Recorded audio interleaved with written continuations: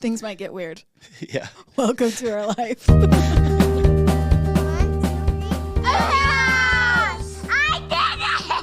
Really, but naturally. Oh, we're recording now. Yeah, it's on the dry side too, so it's like Yeah. I'm in Southern California right now. Yeah. Which Yeah, exactly. is also a bomb. I love Southern California. Yeah. So there's I worse wouldn't be places mad to go. about a beach anywhere. Right? I'll be in a conference sun. room for like 3 full days staring out at the most pretty beach. And you can't go. Yeah. Can't It's touch just what it How is. pretty it is out there. Back on a mission. Thursday, yeah, exactly. Yeah. Thursday, Friday, Saturday. Saturday I'll have all day before our flight leaves that night to go do whatever I want. And then Thursday, Friday mornings, I think my day starts a little bit later, so Okay. that'll be nice. But Yeah. yeah, this will be released right the week after I get back, I think. Yeah. Wait. Yeah, or like Perfect. We really did it gone last home, time. Gone We got home, 2 gone home, out of that. gone. Then we don't have anything, and then we need a budget after that. That's When it's crazy. all done, then we'll budget. Yeah, crazy. it's crazy, dude. Jeez. When do you Yeah. do like Pal? End of the month, Same like the time last as week. us. Okay, same as Yeah. us. What day do you guys they get down get- there? We get down there on the first. On the first. Okay. No, we get down there the day before the 1st. 30th? Oh yeah, How many it's days Monday is through it? Saturday. So Oh, okay. Okay. I think the 30th is Friday or Saturday. Can't remember. Yeah. Yeah. We leave Something Sunday, like get home Friday. Okay, we're So, Monday, yeah. Monday, Saturday, Got it. same time. Cool. It's going to be so fun. Exciting. Yes. I'm Yeah. so You'll love it. excited. No, I love Lake Powell. You'll have a blast. I just worry a little bit. It'll be The house fine. Yeah. But everybody has a life jacket, so like Just that's houseboat all on we the need slip. to know, You don't right? even have to leave the slip. I know. Yeah. There you go. Some people do that. Just stay right there on the Honestly, dock. Yeah, they literally just stay in the slip, and Oh, then, and then they just take they their go out with their speedboats boat out. for Oh, there play, you go. but they sleep in the slip. Okay. Then they don't have to worry about anchoring and wind and stuff. Yeah. Yeah. Because anchoring's kind of the It's a thing. trickiest I part. would never do that, but some people do that. Yeah. Yeah. There's more maybe bags. We'll get out on the maybe lake. I Yeah. can like talk my cousin into just like helping us go anchor in. That's like We'll be fine. okay. Worst case, we'll have stories for the podcast. We need content. Here we go. Content. I knew a realtor that there's a guy that got kind of famous. He has a big whole thing now, but they sunk a houseboat, and he said everybody filmed this as it was like sinking. What? And he made it on the news. I sat in a class that he taught once, and he said, "I'll do your interview on the news, but you have to refer to me as the real estate professional so and so." So that's what they would refer to him as. He was a realtor and just used it as a Oh, marketing so- campaign. No. Yeah, I mean, Oh if my you've And got a I sinking actually, like- ship, might Yeah. as well make some. make some good Something content out of out of it? it. So That's it's funny. kind of funny, but yeah, Oh, how funny! yeah, We Oh, okay. yeah, I know who you're talking you know about. how we're talking. Yeah. About. yeah. You can We've Google talked it. about him before. Yeah, we definitely have. Yeah, but yeah, good times. Wow, that's We're here crazy. to get in the. Man, I went down some. That link you sent me. Which I had one? to like. I sent you a couple. Yeah. The Linen Linen Railroad. Railroad. Yeah. Yeah, that Nathan was Reynolds. Yep. So we. Yeah, so I hate that story. Oh Yeah, with I a actually- passion. I Hate only it. Okay, yeah, I'm I like, you would only hate it. listened to like what 10 minutes max because we just drove to Spanish Fork, but we talked in between it. So like Okay. what I actually took in, awful, awful. Yeah. Yeah, so But I you have had family. I have a family member who was raised with someone like that. Like his grandpa. Yes. So I actually, part of me is like, this guy's a bit eccentric and this is all a little crazy and woo woo. But then there's other parts of it. I'm like, oh yeah, I know that. I know personally that That happens. stuff happens. And then not just that, but I have a good friend who has a relative that married into the family that also has experience in that stuff. Yeah. And so it's something I've known about for 10 or 15 years or so, Yep. at least. And Yep. Same here. it gets dark. Yeah. I just have never heard the detail that he goes into. Yeah. He goes Oh, into yeah. some pretty unfortunate detail Yep. about how it operates and what Good it's word for. it. Unfortunately. There are sides of it that are for sure just consuming it on people's lusts, right? Yeah. Yeah. But there's another side of it too, Yeah. and it is for very specific reasons. It's like one of the questions I'd ask myself is there've always been a history of child sacrifice Yeah. throughout history. In every major civilization, you read about child sacrifice. And according to him, this is why. Yeah. There's Yeah, I think you have to kind of sum it up. We won't go in there. Don't worry. We're gonna Thanks. transition over. We're gonna transition over. Although it would be a freaking crazy interesting episode. Y'all could do that together. Yeah. yeah. We'll do Maybe I something invite different. my Honestly, that family anything member. else. Let's which go could do get interesting. anything else.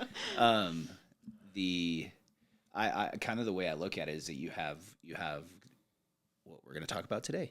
You have energy, and it can be used for good or for bad, right? yeah. Absolutely. And so you have there's kind of I don't know. I'm trying not to go down the road too far. Sorry. Thanks. But you have religion, and then you have people that use religion to do bad things. Sure. So the whole ritual abuse thing that he talks about is, I think it doesn't just, he actually kind of said it in that video, but with the family that I have that has experience in it, they were a part of the Mormon church, but he told me, he's like, they infiltrate all the churches, all religion, they're in everything, and then they use their signs or tokens or whatever to do the opposite of what the people are trying to do. And then I have experiences on my mission where I heard stories directly from people, and a companion of mine that talks about some of the stuff that he got into that I still can't really wrap my head around, but we can talk about it after. That's It's why I interesting. sent them over to you, because you had sent over the video of that lady doing all of the questions. Yeah, The yeah. Dowsing rods. Dowsing rods. Right. We have dowsing rods today, folks, and crystals and rocks. Yeah, all that fun stuff, and it's an unknown world, Yeah. Yeah. and you can get answers to anything if you want to. It's just a matter of where is it coming from.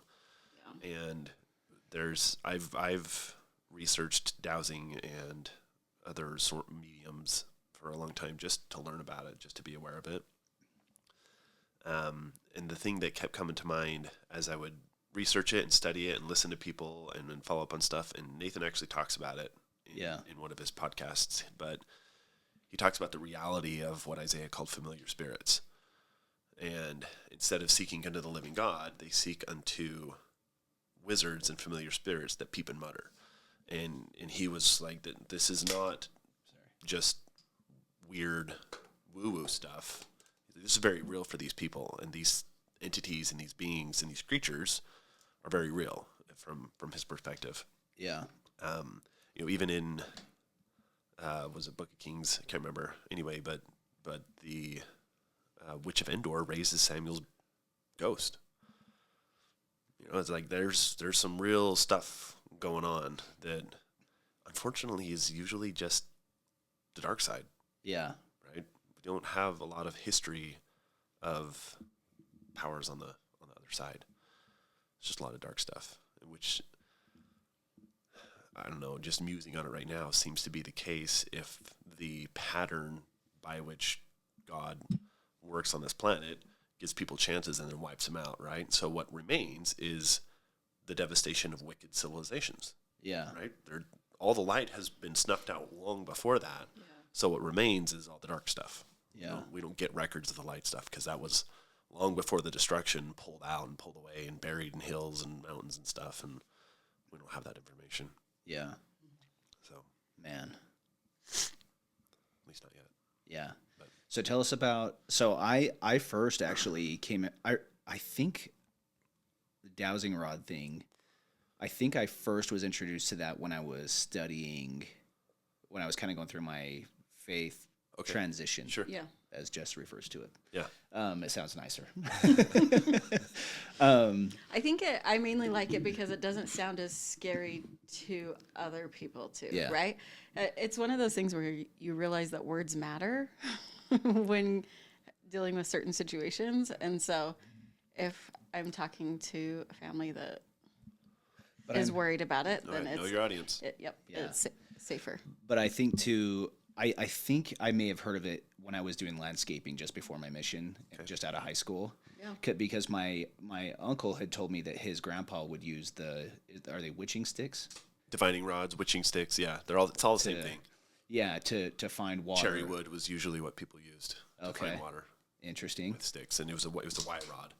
Yeah. You would hold it up, and it pops down when you walk over water. Yeah. So, and then I've brought it up to like other friends, and they're like, "Oh yeah, my dad would use that to find water," Yeah, or my grandpa. your grandpa would. Yeah. Yeah. So it is. If you Google it, it is actually something that people have used. And how do they? Is it energy, or how does it actually find? So the guy water? that I learned from and studied, his name's Leroy Bull. He's still alive. He's emeritus right now, but he was the chairman of the American Society of Dowsers, and he would do courses all over the country and teach people about it, and he'd have skeptics come in and other people come in and whatever. But he's done over 1,500 dowsing projects around the world for corporations. Really? Yeah, they call him out to help them know where to drill for oil, how deep to drill, how much will come out, how far down they need to go to get the proper volumes that they want to get, and he's right. Really? And he's able to do that with these rods. Yeah, he uses the rods, some similar Like to this. these. Yeah. Pull them out. So I bought these on Amazon. They're like $20. I haven't really used them. Some But people would these just are- get Divining hangers. rods? Just get hangers and bend them. Right? There's nothing special about it. Just like using a piece of wood, right? You get some cherry wood that's you got your two branches that connect, and it creates a Y. And they just hold it like this, pointing up. So there's nothing special about it. Yeah. But how would they, because these ones have Swivels on them. the swivel. Yeah. So you hold the part that's not connected to your wire, Right. right? Yep. And then it'll just move in and out and do its thing. Yeah. But how are they doing it with like a stick that it would move? So one interesting story related to that is I was watching an example. This guy was called out to a well site in Texas. This guy wanted to drill for water. And so he's holding the Y rod. It's just a piece of wood, right? Pointed up. And he would just walk up and down the pasture, and it would just pop. But his hands never move. Yeah. Right? So he's holding a stick, and the stick drops down. So he had the guy's daughter come and hold one end of the stick, and he's like, hold it. Don't let it move, right?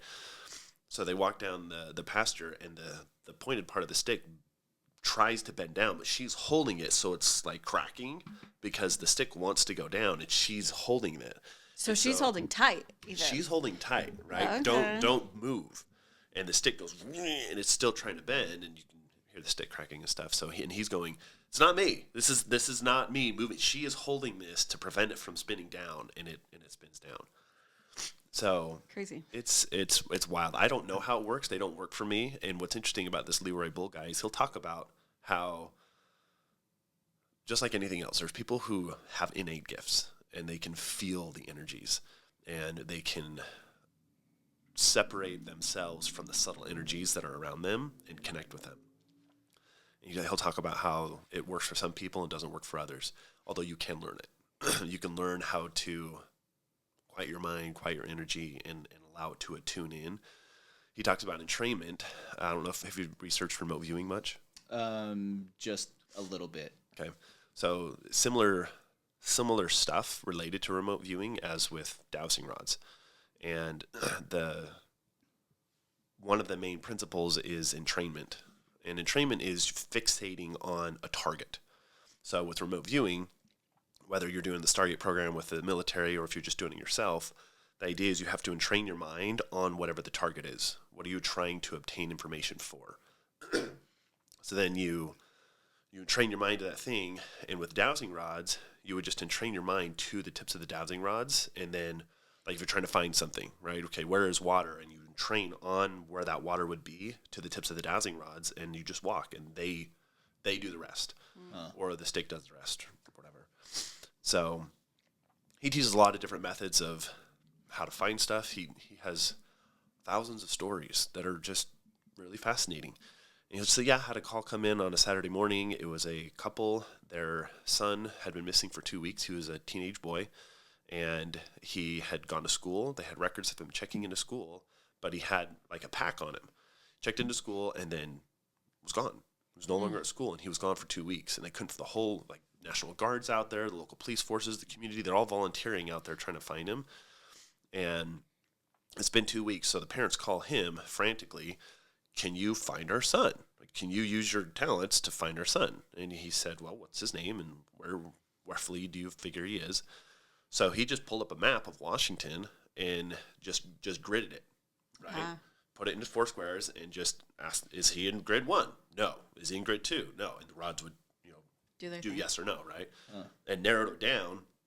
And then he got to a place where he said, well, is he okay? Does he want to be found? And all of those types of questions. He was okay. He had food. He had water. He was safe. He had shelter. There was nothing wrong. And he said, can I find out when he will come from the mountains? Found out when he's going to come from the mountains, isolated the spot. And he told the parents, he said, he's going to come out of the mountains, out of this Forest Service road at 5:30 on this Saturday. So be there. So they're there, and it's like the whole military is there too, right? There's helicopters are there, police, whatever, they're all there. And he comes walking down the road with his backpack just fine. Really? And he's how old? 16, 17. Okay. Just decided to go on a backpack trip by himself. Oh, gosh. But it was the right time. It was the right place. And all this guy did was consult a map. He calls it map dowsing. Yeah. So you just grid the whole thing, and you can find anything. Huh. However, there are caveats to it, which are there are, I'm going to call them rules, but I don't know if that's the right word for it. But it's just that you always have to ask permission, and you have to find out if it's the right time and if it's the right, if it's appropriate to do this. And so, for example, with this boy, he was like, is it appropriate for me to ask to find out if he's okay? The rods do their thing. So there's all those things connected to it as well, in making sure that what you're doing is not crossing some of those boundaries into some of the other energies, I guess. Yeah, it's crazy. We found this lady. Did we find it first and then we asked him about it? Which one? The lady that was on Instagram that does these. No, we were kind of talking about it last week about doing this episode, and then she pops up on my Instagram reels all the time, asking I know, questions. but I'm saying when you first got your dowsing rods. Oh, I bought those because I saw her using them, yeah. Okay. So, so on her thing, she'll just take people's questions, and then she just asks the rods the questions, and then they either go in for yes, I think, and then out for no. Right. And so he got them, and I thought immediately, I'm like, well, energy. Yeah, the energy you put in. So I just took him, and I was like, yes, yes, yes, yes, yes. No, no, no, no, no. And then they just did the yes and no. But it's interesting for you to say, okay, so then anyway, there's obviously more to it. Worked? Yeah, so here's. Try it. Let's try it. Oh dear. Do you want to do it? No, go ahead. I don't know. So I don't even that's literally all I've ever Get done. on the YouTubes, folks. So Get on the YouTube. Just like. You can't hold. There you go. Try not to hold them. See, they're moving around.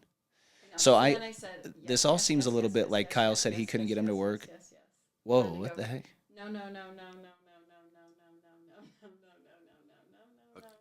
they go. Okay, let's try something real fast. Okay, go. Okay, no. Did she move her hands? Did she move her hands? No, I was watching her hands. Okay. Don't you trust her? Well, I try. I try. I'm not a skeptic at all, am I? Of course not. There you go. So, without saying anything, okay, let me back up. We don't want to do that. So when you're saying yes, are you saying it to the rods, or are you just saying it, like, are you just putting it out there? Just barely, probably just putting it out there. Before I was trying to be very intentional. So I don't know. Okay. So ask the question, am I moving these rods, or is someone else? Ooh. Well, but you can't ask an open-ended question like that. Someone it else. has to be Yes, yes two or questions. no Is someone else moving these rods? Okay, so is someone else moving these rods? It's all So it's her, going baby. up or out, which means no, That means right? no. Well, it's really going on. So So that means she's doing it. No, No. it just doesn't mean that there's something else present. oh, I see. That's nice to know. Potentially. We did it. We were very intentional about So- getting other presents out of here. Here's why I asked the question. We were. Thanks everybody for that came to that. Kim came. We're like, hey, then listen. We're just gonna try something. It's If it gonna works, be great. If it kind of doesn't, weird. We're fine. We staged our home. It was great. It worked. It seemed to work. So here's why I suggested we do that. Cursory review of science. Okay, so the Enlightenment did a lot of wonderful things for our world, especially in the Western civilization, right? The Age of Reason said man can find out his own salvation. He can find out his own purpose and his own existence by thinking, right? Rene Descartes, I think, therefore I am. It's like the whole sum of it, right? And well, some other stuff. You have Newton and the whole scientific revolution that came along that said by reasoning and by thinking and by hypothesizing, we can work out how the world works and how we work. And it became very mechanistic, very mechanic, right? So cause and effect. You have this reaction creates an opposite and equal. This action creates an opposite and equal reaction, right? The benefits of that thinking we see all around us every day, all the time, right? The challenge with it is it eliminated anything that cannot be tested by the means we have created to test things. Does that make sense? So because we have this reaction happening, there are no tools to measure why that's happening. Yeah. There's no equipment like this that can say, well, here's what's going on, and we can measure this. Right. Because we can measure it, now we can test it. And that's the sum of the whole scientific revolution of the Enlightenment is measure it. Let's measure this. And if we can measure it, then we can quantify it. And in quantifying things, we can then say, well, here's what's going to happen. We can start predict stuff, right? And it eliminated this whole other world of the subtle energies. And I think I've told you before, or maybe both of you, I think it was at dinner last time we were out, but there are old documents of people diagramming the chakras in France and in Germany. There are people that see them, right? They can see the energies in people, and they're drawing it, writing about it. This is what this looks like. This is what this looks like. Oh, when this person's angry, this is what this looks like, right? And a lot of those people got killed because they were talking about things that could not be measured, that could not be tested, and they were able to actually do things as well that defied our reason. And there's a long, dark history of that. So moving forward, we then have to ask the question, okay, well, is E equals MC squared true? Is that a reality, right? Can energy and matter interchange? Are they virtually the same thing? And anecdotally, what's funny about that is that Einstein, when he's talking about that, he woke up with that equation like burned onto his eyelids. He dreamt it, similar to how Tesla came up with a lot of his stuff. It would just show up in his brain. And he would just draw it and write it out, and it was just there. We're talking Nikola Tesla, right? Yeah. Got it this time. Good job. Not the company. Yeah. Hopefully the company's not thinking. Yeah. We may get there one day. Valid. We're getting close. But if that's true, then we all actually live in a primordial soup that is not necessarily testable by equipment that we can create. Right? That's always the limitation. Let's create some equipment and then test it. Yeah. We don't even know what we're supposed to be testing for. We're just creating equipment based on other people's experiments that we can then try to test for, right? This is what CERN is, right? They just spin electrons around that thing as fast as they can and slam them into each other, and let's see what happens. Let's see what comes out, right? So it's great from a discovery standpoint, but it still doesn't allow us to actually look at the world as it is, not necessarily as what's happening because we're doing things to it. You know what I mean? Yeah. So this whole world of subtle energy was put on a huge back burner, tabled, shelved, locked in a box in a lot of ways. And I think a lot of people have, like with you. So I can't do that. When I try the dowsing rods, they don't work for me. Ask him a question. I've tried many times. So it'd be funny if it Those worked. things move That'd be pretty so easy. awesome. That's what. It's like, nope. So you balance them. You get a balance to them. You find their stability. That looks stable. Yep.